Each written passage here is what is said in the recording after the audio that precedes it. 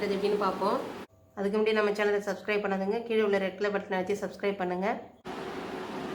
முன்துண்டில் நம்ம எப்பயுமே இந்த இடத்துல ஷோல்டர்லேருந்து இந்த டாட் பிடிச்சிருக்கிற வரைக்கும் முன்துண்டு உயரம் எடுப்போம். முன்துண்டு உயரம் எடுக்கும்போது என்ன பண்ணுவோம், ஷோல்டர் ஜாயின் பண்ணுறதுக்கு 1/2 இன்ச்சு ப்ளஸ் பண்ணிக்குவோம். இந்த பட்டி ஜாயின் பண்ணுறதுக்காக 1/2 இன்ச்சு ப்ளஸ் பண்ணிக்குவோம். இது கரெக்டாக உள்ள முன்துண்டு இது பர்ஃபெக்டாக இருக்குது அப்படின்றவங்களுக்கு இந்த மாதிரி நம்ம 1/2 இன்ச்சு எடுத்தோம்னா போதும். இதுவே முன்துண்டில் இந்த இடம் ரொம்ப லூஸ் கொடுக்குது, இந்த இடத்துலலாம் லூஸ் கொடுக்குது அப்படின்றவங்களுக்கு என்ன பண்ணலாம், இந்த இடத்துலேருந்து 1/2 இன்ச்சு நம்ம கம்மி பண்ணி வச்சுக்கலாம். இதுவே இதில் முன்துண்டு ரொம்ப நெஞ்சு டைட்டாக இருக்குது, இதில் பாதியிலே நிற்கிற மாதிரி இருக்குது அப்படின்லாம் கம்ப்ளைண்ட் வரும். அப்போ என்ன பண்ணணும், இந்த இடத்துல நம்ம முன்துண்டு உயரம் வைக்கும்போது 1/2 இன்ச்சு நம்ம தையலுக்கு விடுறோம்ல, அதை விட 1/2 இன்ச்சு எக்ஸ்ட்ரா நம்ம ப்ளஸ் பண்ணிக்கணும். அப்படி வச்சு வைக்கும்போது நமக்கு இந்த இடம் லூஸ் கொடுக்கும்.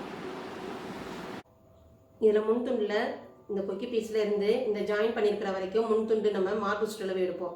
அப்போ மார்பு சுற்றளவு எடுக்கும்போது இந்த இடத்துல தையல்லேருந்து 1.5 இன்ச்சு ப்ளஸ் பண்ணி இங்கே நம்ம மார்பு சுற்றளவுக்கு ப்ளஸ் பண்ணி வச்சுக்கிறீங்க. இந்த இடத்துல நம்ம கொக்கி பீஸ் வச்சுருக்கிறோம்ல, கொக்கி பீஸ் வச்சுருக்கிறோன்னா இந்த இடத்துல இருந்து நம்ம அளவு எடுத்துக்கலாம். இதுவே இந்த மாதிரி எக்ஸ்ட்ரா பீஸு இந்த பக்கத்தில் வந்துருச்சுன்னு வச்சுங்க, அப்போ என்ன பண்ணணும், அந்த எக்ஸ்ட்ரா பீஸை இந்த இடத்துல இப்படி இருக்குதுன்னா இதோட விட்டுட்டு அதுக்கப்புறமா நம்ம அளவு எடுக்கணும். நம்ம வீடியோவில் தைக்கும் போது நான் சொல்லியிருப்பேன் எக்ஸ்ட்ரா பீஸ் எப்படி வைக்கணும், கொக்கி பீஸ் எப்படி வைக்கணும்னு சொல்லிட்டு. அதனால் கொக்கி பீஸ் வைக்கும்போது அந்த இடத்துல கொக்கி பீஸ் இருந்ததுன்னா அந்த இடத்துலேருந்து நம்ம மார்பு சுற்றளவு எடுத்துக்கணும். எக்ஸ்ட்ரா பீஸ் இந்த இடத்துல இருந்ததுன்னா அதை விட்டுட்டு நம்ம அதுக்கப்புறம் மார்பு சுற்றளவு எடுக்கணும். அடுத்தது இப்போ பக்க கழுத்து. இப்போ நம்ம இந்த இடத்துல இருந்து இங்கே வைக்கிறது பக்க கழுத்துன்னு உங்களுக்கு சொல்லியிருப்பேன். அந்த பக்க கழுத்துன்றது புரியலன்னா எப்படின்னா, இப்போ இந்த கேப் இருக்குது பாருங்கள், இந்த இடத்துல இருந்து இந்த கேப் இருக்குல்ல, இதுக்கு பேர் பக்க கழுத்து. இப்போ இந்த இடம் இன்னும் கொஞ்சம் அகலமாக வேணும், இப்படி அகலமாக ரவுண்டு நல்லா அகலமாக வேணும்னும் போது என்ன பண்ணுறீங்க, இதில் நான் 2.25 இன்ச்சு வச்சுருக்கிறேன். நீங்கள் என்ன பண்ணணும், 2.5 இன்ச்சு அந்த அளவுக்கு வச்சு வெட்டினீங்கன்னா அப்போ இந்த இடம் நவுந்து வரும்போது இந்த ரவுண்டு அகலம் நமக்கு, இதனுடைய அகலம் நமக்கு பெருசாக வரும். இதுவே இந்த இடம் ரொம்ப அகலமாக இருக்குது, ஷோல்டரில் வழுக்கி வருது அப்படின்னு நினச்சாக்கா அப்போ என்ன பண்ணிக்கலாம், இந்த இடத்துல நம்ம 2.25 வச்சுருக்கிறோம்னா 2 இன்ச்சு. அப்போ 2 இன்ச்சு வைக்கும்போது நமக்கு இப்படி கழுத்து கொஞ்சம் நெருங்கி வரும், கழுத்தோடு சேர்ந்த மாதிரி வரும். அப்போ அந்த மாதிரி வச்சுக்கலாம். அடுத்தது ஆம்கோல் வளைவு வெட்டும்போது என்ன மிஸ்டேக் வரும்னா, நான் சொல்லியிருக்கிறவங்களுக்கு 4.75, 5.25 எல்லாமே 1/4 இன்ச்சாக தான் நம்ம பெருசாக்கிக்கிட்டு வரணும். ரொம்ப பெருசாக வெட்டிட்டோம்னா இந்த இடம் நமக்கு இந்த ஆம்கோல் வளைவு ரொம்ப ஆழமாக வந்துடும் போது நம்ம கை வெட்டும்போது இந்த இடத்துல கைக்கும் பாடிக்கும் செட் ஆகாது. அப்போ என்ன பண்ணுவீங்க, நீங்கள் இந்த இடத்துல இது சின்னதாக இருக்குது, கை வெட்டின துணி சின்னதாக இருக்குது, இங்கே ஆம்கோல் பெருசாக இருக்குதுன்னா என்ன பண்ணுவீங்க, இங்கே பிடிச்சிட்டே வருவீங்க. பிடிச்சிட்டு வரும்போது நமக்கு என்ன ஆகும், இந்த மார்பு சுற்றளவுடைய அளவு சின்னதாகிடுச்சுன்னா இந்த இடம் நமக்கு டைட் கொடுக்கும். இழுத்து இங்கே கொக்கி போடும்போது இந்த இடத்துல பள்ளம் விழுந்த மாதிரி ஆகிடும். ஆம்கோல் வெட்டும்போதே பர்ஃபெக்டான அளவோடு வச்சு வெட்டிடணும். நம்ம ஷோல்டர் அளவு வைக்கும்போதும் 2, 2.25, 2.5 இந்த மாதிரி அளவில் வச்சோம்னா நமக்கு ஷோல்டர் கரெக்டாக திட்டமாக சின்னதாக இருக்கும். ப்ளவுஸுக்கெலாம் சின்ன ஷோல்டராக போட்டால் அழகாக இருக்கும். ரொம்ப பெருசாக வச்சோம்னா வலிக்கிட்டு இருக்கிற மாதிரி இருக்கும், நல்லா இருக்காது, பார்க்குறதுக்கும் நல்லா இருக்காது. ப்ளவுஸு பேக் சைடில் ஃப்ரண்ட்லலாம் லூஸ் கொடுத்துடும். அதனால் ஷோல்டர் அளவு வைக்கும்போதும் நீங்கள் என்ன பண்ணுறீங்க, ஒரு ப்ளஸ் பண்ணியே 3 இன்ச்சு அளவுக்கே வச்சிங்கன்னா உங்களுக்கு தைச்சதுக்கப்புறம் பார்த்தோம்னா சின்ன ஷோல்டர் பார்க்கும்போது அழகாக இருக்கும். இப்போ டாட் பிடிக்கிறது எப்படின்னு சொல்லித்தரேன். இதில் நம்ம அளவு எடுக்கும்போது இந்த இடத்துல இருந்து 2.5 இன்ச்சுக்கு இப்படி ஒரு மார்க் பண்ணிக்கிறோம். இதில் இருந்து 1.5 இன்ச்சு, இங்கேருந்து 1.5 இன்ச்சுக்கு மார்க் பண்ணிவிட்டு இந்த 1.5 இன்ச்சுலேருந்து வர்றது இங்கே சென்ட்ரு டாட்டுக்கு வந்துடும். இந்த இடத்துல உள்ளது நமக்கு இங்கே ஆம்கோல் கிட்ட வர டாட்டில் வந்துடும். இந்த இடத்துல நம்ம என்ன பண்ணணும், இப்படி வி ஷேப்பில் இப்படி ஒரு மார்க் பண்ணிக்கோங்க. அதே மாதிரி இந்த சைட்லேயும் நம்ம மார்க் பண்ணிக்கணும். இப்படி 2 பக்கமும் இப்படி கழுத்து வர மாதிரி வச்சுக்கணும். அப்போ அந்த மாதிரி தைக்கும்போது நமக்கு டாட் மாறிடாமல் இருக்கும், கரெக்டாக இருக்கும். இந்த மாதிரி இப்படி வச்சுக்கணும். ரெண்டுமே கழுத்து சைடு வச்சுருக்குறோம்.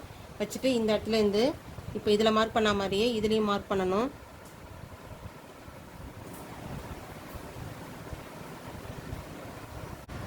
இந்த மாதிரி நம்ம கழுத்து சைடை இப்படி வச்சுக்கிறோம். 2 சைட்லேயுமே கழுத்து இந்த சைட்லேயும் கழுத்து பக்கம் வர மாதிரி வச்சிடுறோம். வச்சுட்டு இந்த இடத்துல நம்ம மார்க் பண்ணிக்கிறோம். இந்த மாதிரி மார்க் பண்ணிவிட்டு அதுக்கப்புறமா இப்படி டாட் பிடிக்கணும். டாட் பிடிக்கும்போது இந்த ஷோல்டர்லேருந்து இந்த டாட்டுடைய உயரம் 10.5க்கு கம்மி இல்லாமல் இருக்கணும். இதிலேருந்து 10.5 இன்ச்சு இருக்கணும். அதுக்கு கம்மியாக இருந்ததுன்னா டாட்டுடைய உயரம் ரொம்ப மேலே வந்துடும். அதனால் 10.5 இன்ச் அளவு வச்சுங்க. இன்னும் கொஞ்சம் இப்போ முன்துண்டு இறக்கம் இந்த இடத்துல முன்துண்டு உயரம் நம்ம இங்கே இறக்கமாக வச்சுருக்குறோன்னா அப்போ என்ன பண்ணலாம், இந்த டாட்டுடைய உயரம் இங்கேருந்து நமக்கு அதிகமாக வரும். இப்போ 2.5 இன்ச்சு இங்கே வச்சுருக்குறோம் நம்ம, இதிலேருந்து 2.5 இன்ச்சு. அப்போ என்ன பண்ணுவோம் நம்ம, இப்போ முன்துண்டு உயரம் இன்னும் கொஞ்சம் அதிகமாக வருதுன்னும் போது 3.5 இன்ச்சு அளவுக்கு நம்ம இந்த டாட்டு பிடிக்கலாம். அந்த மாதிரி பிடிக்கும்போது நமக்கு கரெக்டான அளவாக இருக்கும். எல்லாத்துக்குமே 2.5 இன்ச்சு பிடிச்சோம்னா பார்க்கும்போது ஃப்ரண்ட் போர்ஷன் நல்லாவே இருக்காது. இப்போ இப்படி மடிச்சுக்கிறோம்.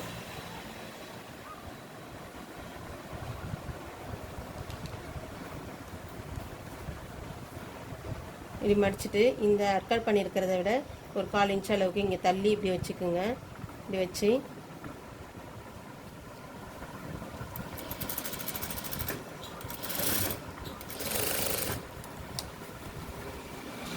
இந்த மாதிரி நம்ம இப்போ டாட் பிடிச்சிருக்கிறோம். இந்த டாட் பிடிச்சிருக்கும் போது இங்கேருந்து பெருசாகவும் கொஞ்சம் ஷார்ப்பாக இப்படி வரணும். இங்கேருந்து டக்குன்னு சின்னதாக இந்த இடத்துலலாம் இப்படி பிடிச்சிடக்கூடாது, நல்லா இருக்காது. இதிலேருந்து இவ்வளோ தூரம் அப்படியே ஷார்ப்பாக கொண்டு வந்து வரணும். இதுலேருந்து இப்படி வந்து இப்படி வளைக்கக்கூடாது. இந்த மாதிரி வந்தால் தான் உங்களுக்கு நல்லாயிருக்கும். அடுத்தது இந்த டாட் பிடிக்கிறோம்.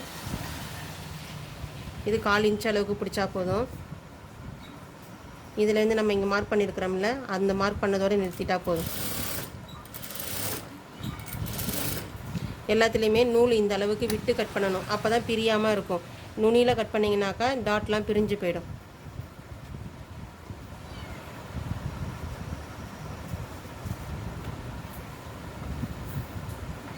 இதுவும் 1/4 இன்ச் அளவுக்கு பிடிச்சா போதும். இழுக்கக்கூடாது, ஏன்னா இது வந்து கிராஸில் வரும். அதனால் அப்படியே லூஸ் விட்ட மாதிரியே தைக்கணும். இதில் 2 தையல் போடணும்.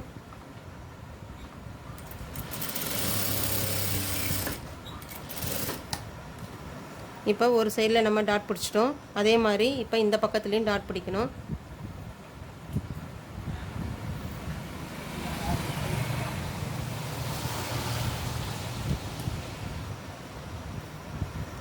இப்போ அந்த அளவுக்கு நம்ம பிடிச்சதோட்டு இந்த ஷேப் இப்போ கரெக்டாக வந்திருக்கு. இதில் பிடிச்ச மாதிரியே நம்ம இந்த சைடும் நம்ம டாட் பிடிச்சிடுறோம். அதே மாதிரி இந்த 2 அர்க்காட் இப்படி வரா மாதிரி ஒன்றா வச்சிடுறோம். இந்த அர்க்காட்லேருந்து ஒரு 1/4 இன்ச் அளவுக்கு தள்ளி இப்படி வச்சு இந்த இடத்துல நம்ம மார்க் பண்ணியிருக்கிறோம்ல, அது வரைக்கும் இப்படி கிராஸாக தையல் வரணும்.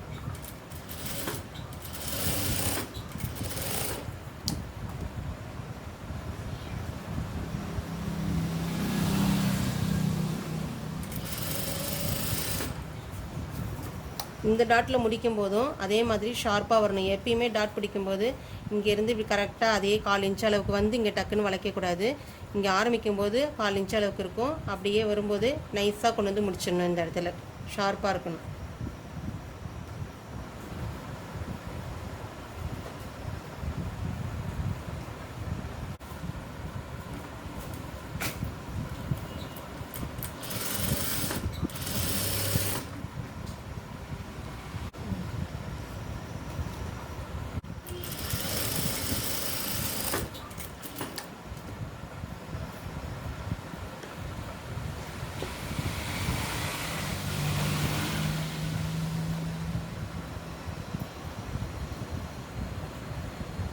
இதில் நம்ம மார்க் பண்ணது அதே மாதிரியே தைச்சதுட்டு இப்போ மாறாமல் கரெக்டாக இருக்குது. இந்த மாதிரி அளவு எடுத்து டாட் பிடிச்சோம்னா நமக்கு ஃப்ரண்ட் ஷேப் கரெக்டாக வரும். இந்த வீடியோ பிடிச்சிருந்தா லைக் பண்ணுங்கள். இதில் ஏதாவது டவுட் இருந்தால் கமெண்ட் பண்ணுங்கள்.